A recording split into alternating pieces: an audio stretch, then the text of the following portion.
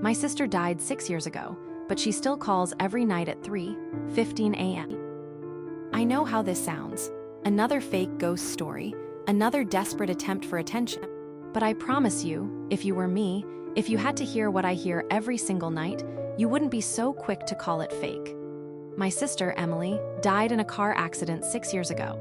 She was 19, a freshman in college, full of life. Her laugh was loud, contagious. She was the kind of person who walked into a room and made it feel warmer. I was 21 at the time, her big brother. I was supposed to protect her. I failed. It happened on a Saturday night. The roads were wet from the storm earlier that day, the air thick with mist. We were coming back from a party. She was drunk, but I was sober. I was the responsible one, until I wasn't speeding. I wasn't under the influence, but I made a mistake. A small, stupid mistake that lasted 4 seconds. I checked my phone. Just a glance, a quick look to see who had texted me. By the time I looked back up, the truck had already veered into our lane. The impact was instant. I remember the glass shattering, the metal bending, my head slamming into the steering wheel. I blacked out. When I woke up, everything was too quiet.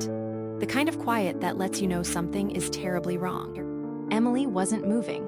Her body was twisted at an impossible angle, her face covered in blood. I don't know if she died on impact or if she suffered. The paramedics said she was gone by the time they got there. I told the police I didn't remember what happened, and they believed me because the truck driver had been drinking. The blame fell on him, case closed. No one ever questioned it, but Emily knew. The first call the calls started a week after the funeral. It was 3:15 a.m. when my phone rang. I was still half asleep, disoriented, but I answered anyway. "Why did you let me die?" Her voice was crystal clear. No static, no distortion, just her. I dropped the phone. That was the first time, but not the last. The calls kept coming, every single night. Same time, same question. I stopped answering, but it didn't matter. She started leaving voicemails. Some were just silence, others were breathing. Slow, wet breathing like someone struggling to take their last breath. I changed my number, got a new phone, even moved to a different apartment, but it didn't stop. The nightmares then came the nightmares. At first, they were just flashes. Headlights, screaming, the taste of blood. But then they got worse. I started seeing it from her perspective.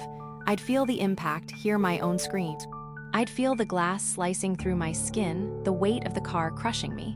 But the worst part, the moment before everything goes black, the moment where she realizes she's going to die, the pure terror in her eye. Every time I wake up gasping for air, and every time the phone rings. The text message last night was different. I didn't wake up from a nightmare. I woke up because I couldn't breathe. It felt like someone was pressing down on my chest, squeezing the air out of my lungs. I tried to sit up, but I couldn't move. Then my phone buzzed, a text message. "Look outside." I didn't want to. I really didn't want to, but I did, and that's when I saw her. Emily, standing under the streetlight, her head tilted at an unnatural angle. Her arms hung limply at her sides, her body still dressed in the clothes she died in. Blood-soaked jeans, a ripped hoodie. Her face was a mess of torn skin, shattered bone, and rage. But she was smiling. My phone rang, 3:15 a.m. I didn't answer, I just stared. And then she took a step forward. The truth, I don't know how long I stood there, frozen, watching her. But eventually my phone buzzed again. Another text. Time up. The lights in my apartment flickered. The TV turned on by itself, playing static at full volume. My phone screen glitched, warping her last message until the words twisted into something new. "I want you to see what I saw." Then everything went black. When I woke up, I wasn't in my apartment anymore. I was sitting in my car. The night of the accident, the truck was coming. I knew it was coming. I tried to move, to scream, to do anything, but I couldn't. This time, I wasn't in the driver's seat. I was in Emily's.